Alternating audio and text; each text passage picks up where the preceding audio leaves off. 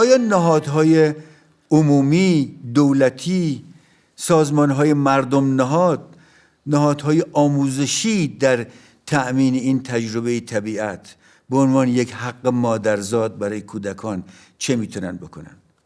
هر کدوم از اینها به سهم خودشون باید در این زمینه نقشی داشته باشن. قانون نقش عمده‌ای میتونه داشته باشه که مسیر رو هموار کنه. من تعاملای زیادی رو با کمیسیون‌های مجلس داشتم، با کمیسیون آموزش مجلس، با کمیسیون محیط زیست مجلس، با مرکز پژوهش‌ها. میشه امیدوار بود که در آینده این دیالوگ در اونجا پیش بره و بتونه به صورت قانون در بیاد.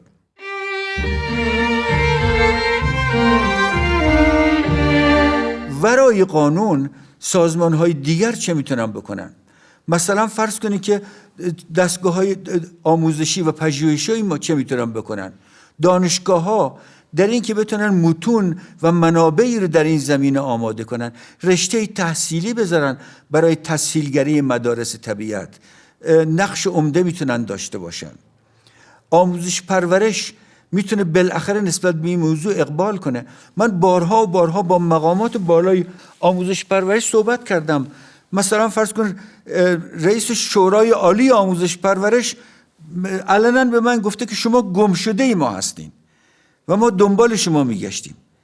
من به نظرم میاد که اونجا زمینه‌هایی هست که اونها بتونن کار تجربه طبیعت برای کودکان تسهیل کنن. این تا جای زیادی پیش رفته بود.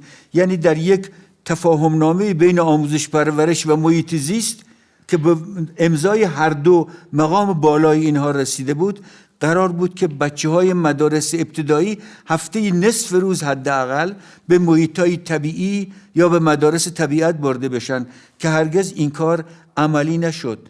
باید تلاش کنیم که این بتونه عملی بشه.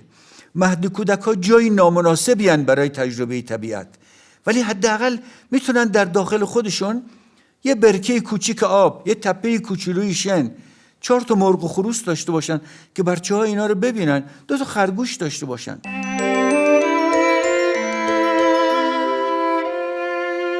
بسیاری از معلمای شریف ابتدایی تماس میگیرن و میگن که اون چی که شما میگین درسته، ولی ما در مدرسه دستمون بسته است. ما معلم‌های زیادی داشتیم که در کارگاه‌های تسهیلگری رابطه کودک و طبیعت شرکت کردن و در اونجا گریستن که ما می‌خوایم چنین کارهایی رو در مدرسه به راه بیاندازیم، می‌خوایم که بچه‌ها رو با طبیعت بیشتر آشنا کنیم، ولی عملاً قوانین دست و پاگیر آموزش پرورش به ما امکان این رو نمیده. به نظرم که راه‌هایی وجود داره که میشه کلاس رو برانگیخت که پرسشگری بیشتری داشته باشه. میشه که معلم با خودش چیزهایی رو به مدرسه ببره و یا اینکه به بچه‌ها ایده هایی رو بده که اون کارها رو تو خونه هاشون انجام بدن.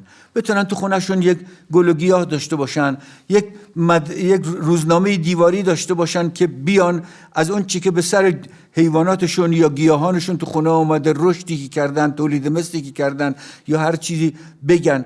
و راه‌های متعددی وجود داره که به طریقی بچه‌ها رو به سمت توجه به طبیعت به صورت ترغیب و تشویق بکنن. البته این راه‌ها نامحدود نیست و اونها هر چی که بخوان در مدرسه نمیتونن انجام بدن، دست و پاشون رو قوانین مدرسه میبنده. ولی بالاخره معلمی که علاقه‌مند باشه و ایمان داشته باشه به این که تجربه طبیعت برای کودکان یک امر ذاتی به اصطلاح حیاتی است، میتونه به اونها کمک بکنه.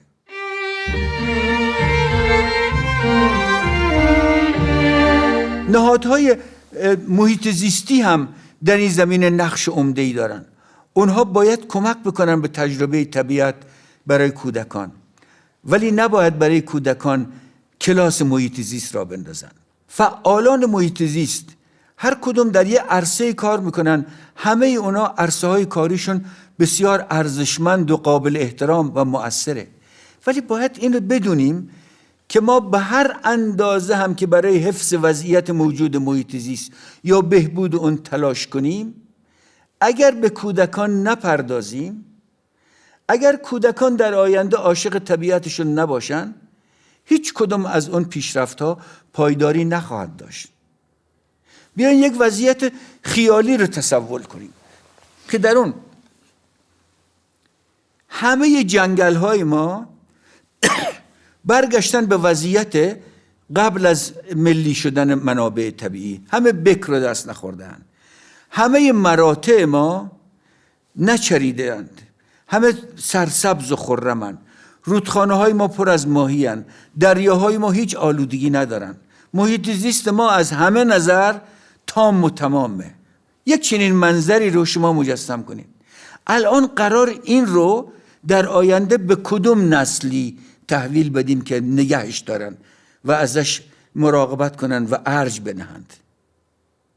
اینجاست که معلوم میشه که اگر ما به کودکان خیلی عاجل نپردازیم، هر اندازم که این بزرگواران در دانشگاه و بیرون تلاش کنن، هر اندازم که سعی بکنن که بزرگترها رو هشدار بدن، کارشناسان رو هشدار بدن در زمینه تخریب محیط زیست، اون چی که تلاش میکنن تلاش هاشون زودگذر و ناپایدار خواهد بود مگر این که به کودکان پرداخته بشه. و بنابراین من از همینجا میخوام استمداد کنم که به موازات کار اصلی خودشون که بسیار ارزشمنده، یک چشم هم به بچه ها داشته باشن.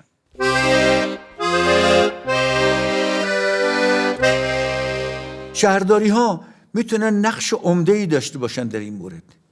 چیزی رو که من اسمش میذارم یله‌زار، مثل لاله‌زار، مثل گندمزار، جایی برای یله‌گردی بچه ها در شهر میشه تأسیس کرد.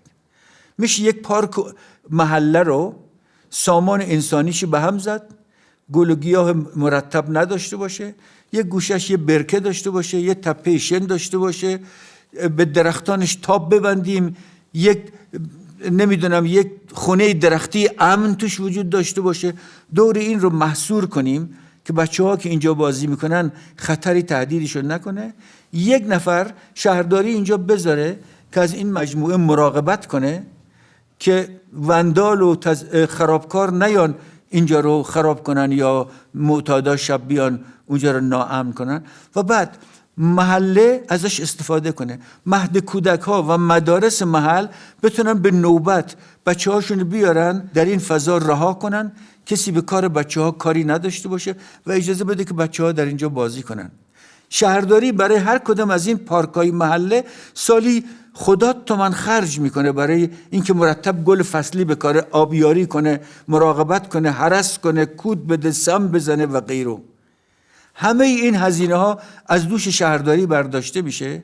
یکی از همون پرسنل در اینجا به عنوان مراقب این فضا میمونه، یک فضای مسقف کوچیک برای که اگر بارونی آمد بچه‌ها بتونن زیر اون باشن، یه دستشویی توالت مرتب داشته باشه و دیگه بس. و هیچ هزینه اینجا برای شهرداری نداره، اما اینجا مثل یک لانه زنبور محل شور و شوق بچه ها میشه. اما کجاست اون دیدگاه؟ اون دیدگاه رو بریم به وجود بیاریم.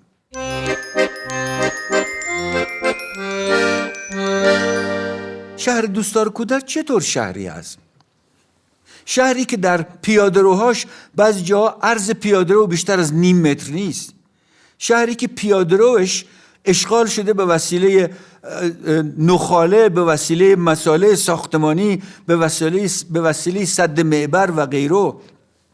شهری که من در فاصله 2 تا 4 راهش در یکی از محله های تهران 80 مورد خطر دیدم، از میله‌ای که از زمین بیرون آمده تا تابلویی که کوتاهی و به سر گیر میکنه، تا باجی پستی که درست وسط پیاده‌رو گذاشته شده و انواع و اقسام، تا چاله‌ای که به وجود آمده، تا موزاییکی که کنده شده و هر کس پاش روش میذاره کل لجن روش میپاشه. 80 مورد رو من فهرست کردم.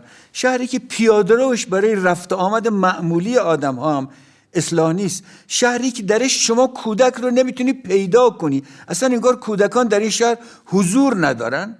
صحبت کردن از شهر دوستدار کودک یه مضحکه بیشتر نیست. ولی همه اینا رو بگذاریم، بریم سراغ یک نقص حقوق کودکان که از همه بزرگتره. شهری که درش کودکان 6 ساله سر از خواب بر نداشته لقمه در دهن باید یک کوله پشتی بزرگ کتاب دوششون بگیرن، به رغم میل خودشون برن مدرسه تا ظهر در مدرسه بمانن و برگردن بدونی که اونجا رو دوست داشته باشن. آیا از این کودک آزاری گسترده تر هم وجود داره؟ ما کودک آزاری رو به این که کودک خیابانی، کودک کار زندگی مناسبی نداره محدود و منحصر کردیم، اگرچه اونها وضعیت نامناسبی دارن و در خور توجهن، ولی یک چنین کودک آزاری گسترده ای رو آیا تا حالا کسی بهش به چشم کودک آزاری نگاه کرده؟ آیا چنین شهری میتونه دوستدار کودک باشه؟